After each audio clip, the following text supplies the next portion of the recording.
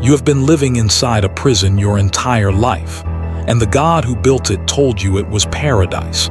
And the terrifying part is, every prayer you ever said, every ritual you ever performed, every moment of worship went directly to the one who locked the door.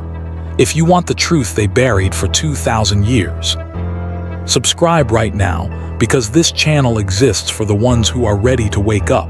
There is a question that has haunted the greatest minds in human history. Not the question of whether God exists. That question is easy. The real question, the one that changes everything, is this. What if the God you were taught to worship is not the true God? What if the being who created this world, the being who demands your obedience, your sacrifice, your devotion, your entire life, is not the highest power in existence, but rather a lower, corrupt, and deeply deceptive entity who built this reality as a cage? This is not a modern conspiracy theory. This is not the raving of internet philosophers. This idea is thousands of years old. It was written down, studied, and passed between secret communities of people who had seen something that the official religious institutions of their time did not want anyone to see. These people were called Gnostics, and what they discovered, or what they claim to have remembered, is one of the most disturbing and electrifying ideas in the entire history of human thought. The world you live in was not created by a perfect, loving, all-knowing divine source. It was created by something much smaller, much more limited, and far more dangerous: the ancient Gnostic texts, many of which were buried in the Egyptian desert near a place called Nag Hammadi and only rediscovered in 1945, describe a being called the Demiurge. In Greek, Demiurge means craftsman or maker, but in the Gnostic understanding, the Demiurge is not a creator in the highest sense. The Demiurge is more like a prison architect, a being who took raw spiritual material and shaped it into a dense, heavy, limited physical world, and then told the souls trapped inside that world that this was all there is, that this was paradise, that this was home. The Gnostic texts go even further.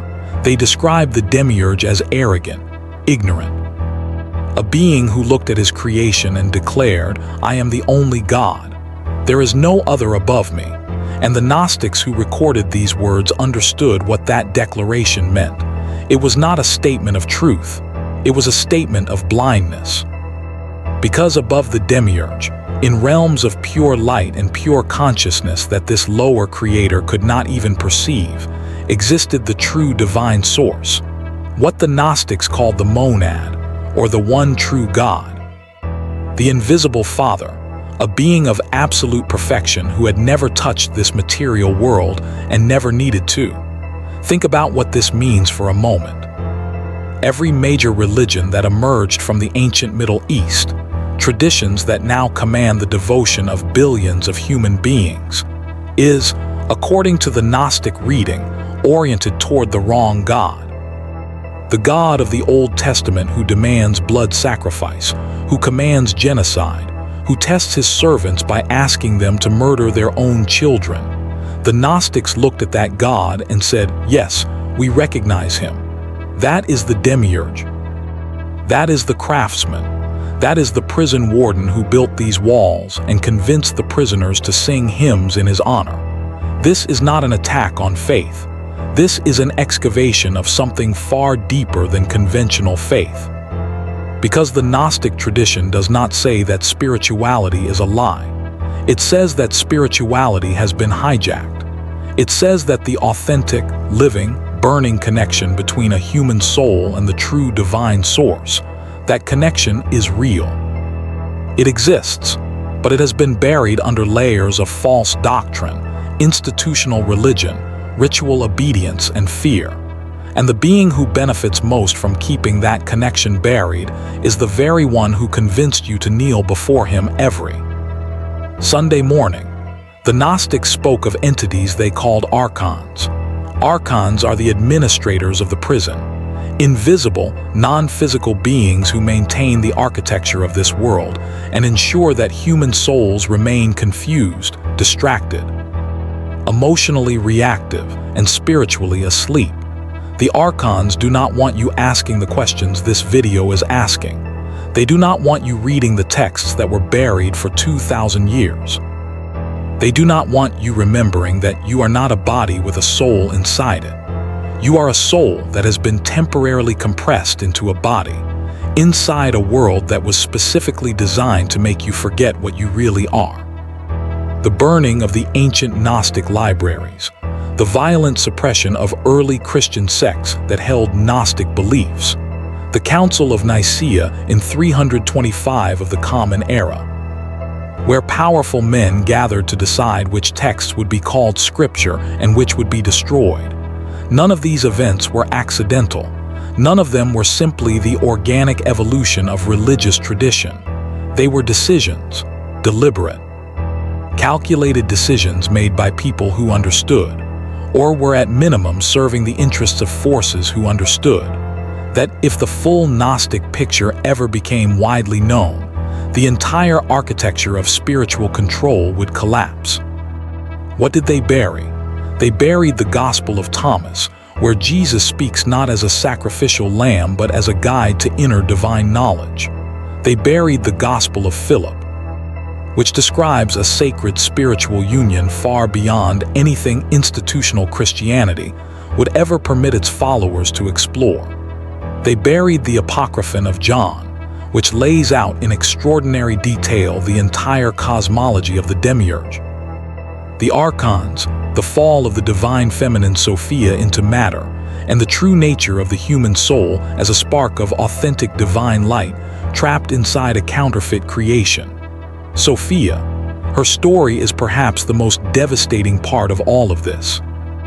In Gnostic cosmology, Sophia is a divine being, an emanation of the true God, a being of pure light and wisdom who existed in the highest heavenly realms. And she made a mistake. She acted without the consent of the monad. She reached out. She created, and what emerged from her unbalanced act of creation was the Demiurge, her own offspring, a being born not from the fullness of divine light, but from a moment of spiritual imbalance. And the tragedy of Sophia is that she fell into the very creation her error had produced. Her light became trapped inside matter, and every human soul, according to this cosmology, carries a fragment of that trapped light. This is why the Gnostics believed that salvation was not about following rules. It was not about being obedient to the right religious institution. It was not about believing the correct doctrines or performing the correct rituals. Salvation or liberation, which is a better word, was about gnosis, direct, personal, inner knowledge of your own divine origin. The moment a soul remembers what it truly is, the prison walls lose their power. The Demiurge loses his grip. The Archons have nothing left to administer, because a soul that knows itself cannot be controlled by a God who depends on ignorance to maintain his throne. The God who built your prison is still collecting your prayers. He is still receiving your devotion. He is still watching you kneel and call it freedom. And the most devastating part of everything you have just heard is not that this might be true. The most devastating part is that somewhere inside you, in a place deeper than memory, older than language, you already knew. You have always known that something about this world was slightly wrong. That the suffering here is too systematic to be accidental. That the forgetting is too complete to be natural. That the walls are too perfectly designed to be the work of a loving father who simply wants his children to be happy. You felt it every time a prayer went unanswered in a moment of real darkness. You felt it every time the official story did not quite match the reality you were living inside. The Gnostics did not invent this feeling. They simply gave it a name. And that name has been buried for 2,000 years, because the one who benefits most from your confusion has had 2,000 years to make sure you never heard it. If what you just heard cracked something open inside you, if some part of you recognized the truth in these words even before your mind had time to analyze them, then you are exactly the kind of person this channel was built for. Subscribe right now, because every video on this channel is another layer of the prison wall coming down. We are going through the buried texts, the suppressed cosmologies, the erased teachings, and the hidden histories that the institutions of this world spent centuries trying to make sure you would never find. The ones who are ready to remember are already here. The question is whether you are one of them.